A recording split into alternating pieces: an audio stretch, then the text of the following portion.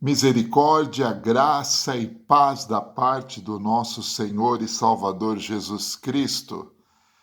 É um prazer, é uma alegria estar aqui mais uma vez na Mensagem para o Coração, junto com você, meu irmão e meu amigo, para poder pensar e meditar na Palavra de Deus. E hoje quero compartilhar com vocês aquilo que eu falei ontem em um dos pequenos grupos da Primeira Igreja Batista de São Paulo. Ontem nós estávamos reunidos e Deus me deu uma palavra em relação à ansiedade. É sabido que nas últimas décadas a ansiedade tem crescido de forma desproporcional. Conforme a humanidade vai avançando em toda a ciência e tecnologia, também vai se avançando, infelizmente, em toda sorte e espécie de iniquidade e toda sorte de espécies de imoralidade. E com tudo isso, também vem acompanhando-se vários processos na humanidade que estão gerando instabilidades econômicas, sociais, políticas e instabilidades interiores também. As pessoas estão ficando doentes por causa da ansiedade. E aí a ansiedade produz vários malefícios. E é sobre isso que eu gostaria de falar hoje com cada um de vocês. Eu quero me basear no texto do Sermão do Monte, registrado em Mateus capítulo 6. Eu quero só ler um versículo, mas nós vamos discorrer do versículo 25 até o versículo 34 de Mateus 6. Mateus 6, 25 diz assim: Por isso vos digo, não andeis ansiosos pela vossa vida, quanto a vez de comer ou beber, nem pelo vosso corpo, quanto que a vez de vestir. Não é a vida mais do que o alimento e o corpo mais do que as vestes? Jesus está naquilo que nós chamamos de Sermão do Monte. O Sermão do Monte está registrado em Mateus capítulo 5, 6 e 7. E é interessante que o Sermão do Monte é uma obra tão completa do Evangelho e do ensino da palavra de Deus que o próprio Gandhi, que não era evangélico, era hinduísta, o próprio Gandhi disse uma vez que se perdesse todos os escritos religiosos do mundo, se perdesse tudo aquilo que foi produzido como ensino religioso, mas se mantivessem apenas os registros do Sermão do Monte, nós teríamos muita coisa para aprender e crescer. Então, o Sermão do Monte é um dos momentos mais especiais do ministério de Jesus Cristo. E depois, na minha concepção, a segunda parte mais especial do ministério de Jesus Cristo está registrado lá em João, capítulo 14, 15, 16, 17, que é quando Jesus está terminando o seu ministério aqui neste mundo, e ele reúne os seus discípulos, melhor dizendo, começando do capítulo 13 ao capítulo 18, e que retrata a última ceia e tudo aquilo que Jesus queria fortalecer no entendimento dos seus discípulos, dos seus apóstolos. E tudo aquilo que ele queria deixar para você e para mim também, como discípulos amados do Senhor. Mas vamos lá, ansiedade. Jesus menciona aqui nesse texto, nesses 9 versículos do capítulo 6, ele menciona a palavra ansiedade, ansioso, 5 vezes pelo menos. E, por incrível que pareça, eu estava fazendo algumas pesquisas, lendo algumas literaturas, e entre elas eu estava lendo uma literatura de Goldman, que é o autor de um livro que é um best-seller mundial chamado Inteligência Emocional. E interessante que a psicanálise, a psicologia e a psiquiatria têm em comum o sentido que a ansiedade em si, ela é algo natural e um fenômeno biológico do ser humano. A ansiedade em proporções naturais e normais, ela faz bem para o ser humano. Por quê? Porque a ansiedade leva o ser humano a evitar caminhos perigosos. É a ansiedade que faz com que o ser humano pense duas, três vezes antes de tomar uma ação, antes de fechar alguma situação. É a ansiedade que leva a pessoa a ir mais devagar, fugir de situações complicadas e perigosas. Mas a ansiedade também, ela ajuda a pessoa a reagir diante desses perigos, dos perigos da vida. É a ansiedade que move a pessoa a reagir contra os perigos, a estar vigilante e a atingir metas.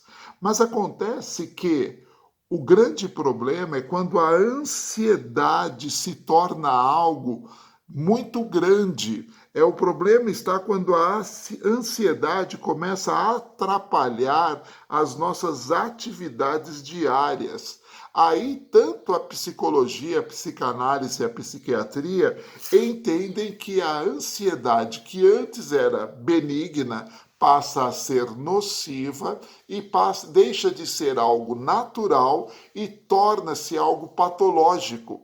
E é aí que vem todas essas síndromes que nós estamos vivendo nesses últimos anos. E essas síndromes têm aumentado tremendamente, principalmente nesse período que nós estamos vivendo uma pandemia global.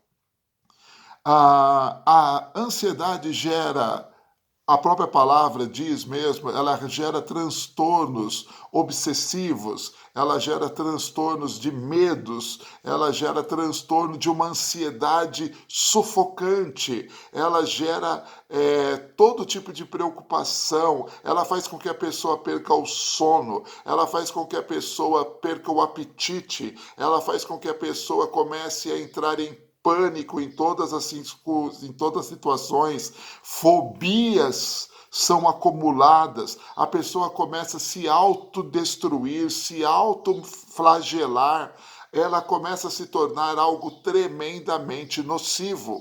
E é sobre essa ansiedade nociva que Jesus está falando. Jesus não está falando da ansiedade natural biológica que leva o homem a reagir contra o perigo, leva o homem a progredir na sua vida, a buscar metas, a buscar aquilo que realmente é importante para a sua vida. Mas Jesus está falando desta ansiedade, tanto é que a palavra ansiedade aqui no texto do capítulo 6, versículo 25 e 34, ela deriva de uma palavra grega chamada anshen. Anshen. Anshen significa oprimir, sufocar, angustiar, levar a transtornos e sintomas corporais. Veja bem, o próprio Senhor Jesus, há quase 2000 anos atrás, já dizia para os seus discípulos que existia uma ansiedade que era nociva, perigosa e que eles deviam fugir desta ansiedade, que eles deviam reagir contra ela. Tanto é que no próprio texto bíblico aqui, ele vai dizer para os seus discípulos que eles não devem estar inquietos por nada nesta vida, porque basta a cada dia o seu próprio mal. O versículo 34 encerra essa narrativa de Jesus dizendo: Portanto, não vos inquieteis com o dia de amanhã, pois o amanhã trará os seus cuidados. Basta ao dia o seu próprio mal. Quando você enfrenta diariamente alguma situação e a ansiedade te motiva a viver e a realizar algumas situações ou até mesmo fugir de determinadas situações, isso é bom. Mas quando a ansiedade começa a te levar a uma opressão, levar você a um sufocamento, levar você a uma, a, como diz aqui o texto, levar a uma angústia de alma, algo que você começa a não ter mais controle da sua vida, você já não começa a ter controle das suas emoções, do seu pensar, do seu dormir, do seu falar, do seu comer, do seu viver, e isso leva a pessoa à depressão, e a depressão leva a pessoa cada vez mais para baixo, e infelizmente alguns, por causa dessa angústia profunda de alma, tiram as suas próprias vidas. É sobre isso que Jesus está dizendo.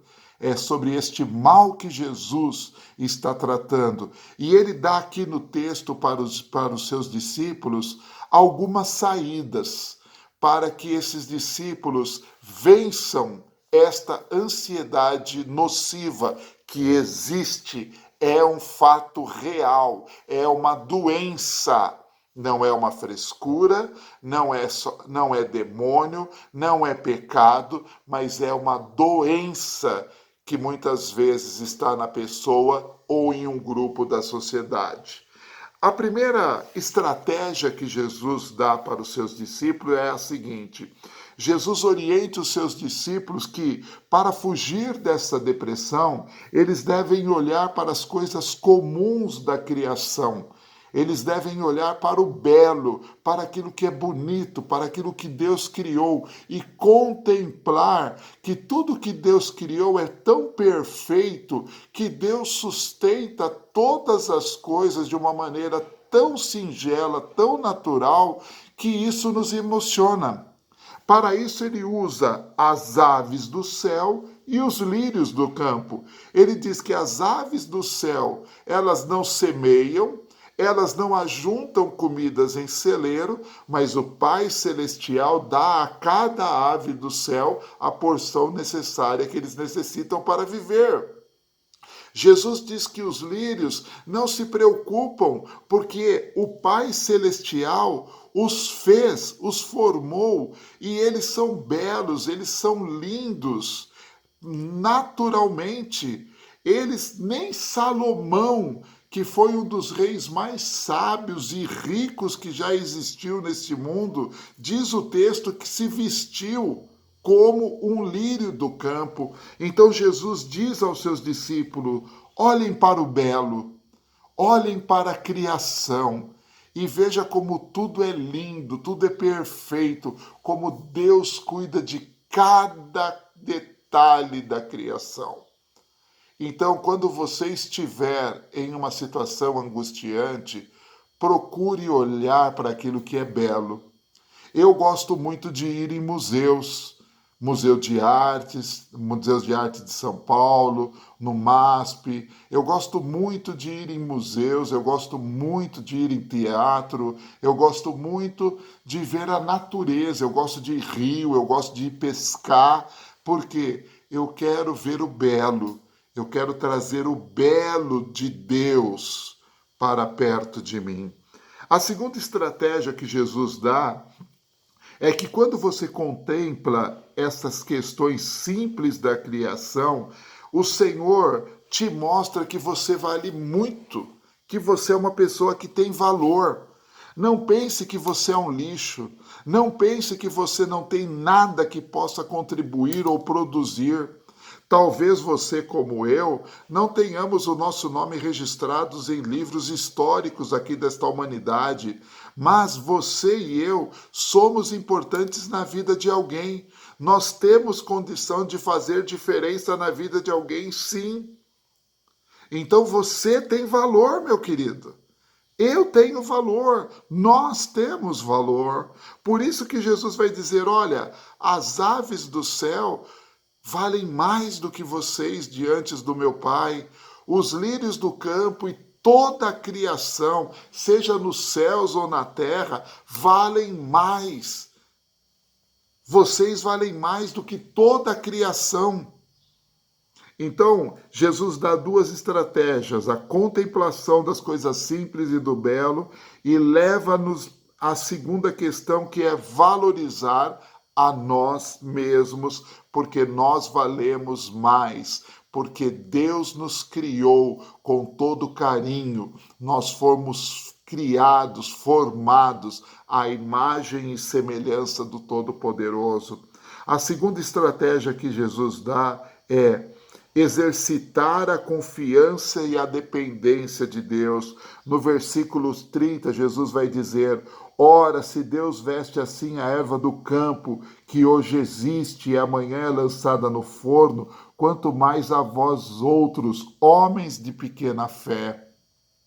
Jesus, quando diz aqui homens de pequena fé, Jesus não está ofendendo, Jesus está provocando nos discípulos uma reação de fé, porque a fé é crer no incrível, é ver o invisível e receber o impossível. Então Jesus está dizendo aqui: confiem, dependam única e exclusivamente de Deus nas suas vidas, porque como Deus sustenta toda a criação, como Deus sustenta tudo que é belo, simples e natural, e vocês valem muito mais do que tudo isso, Deus cuida de vocês e Deus dará a cada um aquilo que é necessário.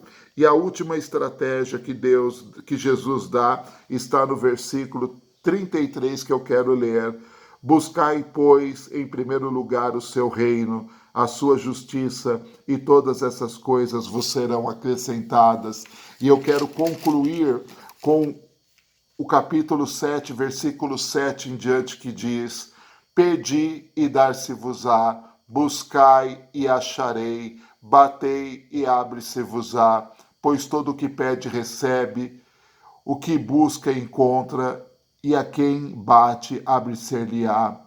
Ou qual dentre vós é o homem que, se porventura o filho pedir pão, lhe dará pedra?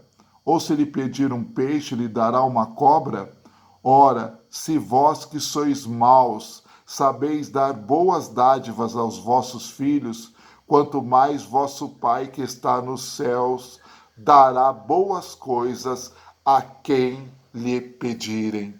Então, Jesus aqui direciona os seus discípulos a contemplar o belo. Ao contemplar o belo, Jesus direciona os seus discípulos que eles valem muito mais do que toda a beleza e toda a estrutura da criação.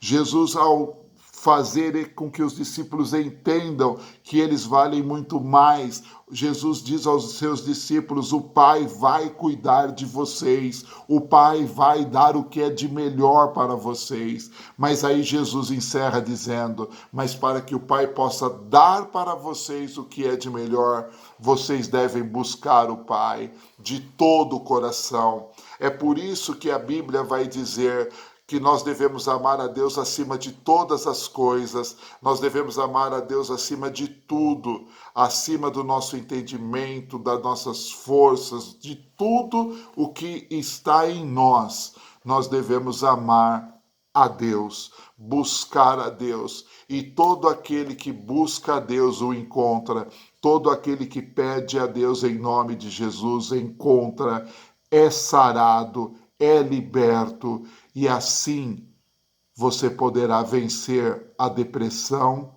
como eu venci.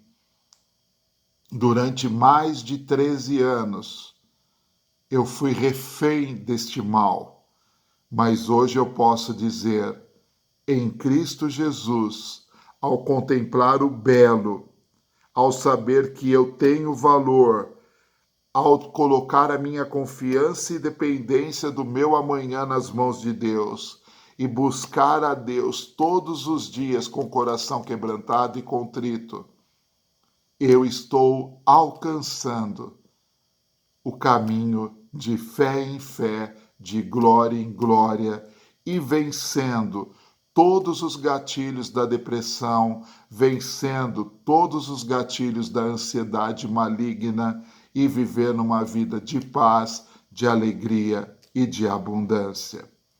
Quero deixar aqui esta palavra para você e dizer: ouça o cântico que estarei publicando juntamente com esta mensagem para aqueles que eu vou enviar. E se você quiser compartilhar com alguém, sinta-se à vontade. Que esta mensagem abençoe a tua vida e que você tenha um excelente final de semana e uma semana nova, sem ansiedade maligna, em nome de Jesus. Amém. Pastor Jussi Eduardo Costa, membro da Primeira Igreja Batista de São Paulo, para todo o Brasil, que está para alguém em outro lugar deste mundo. Deus te abençoe.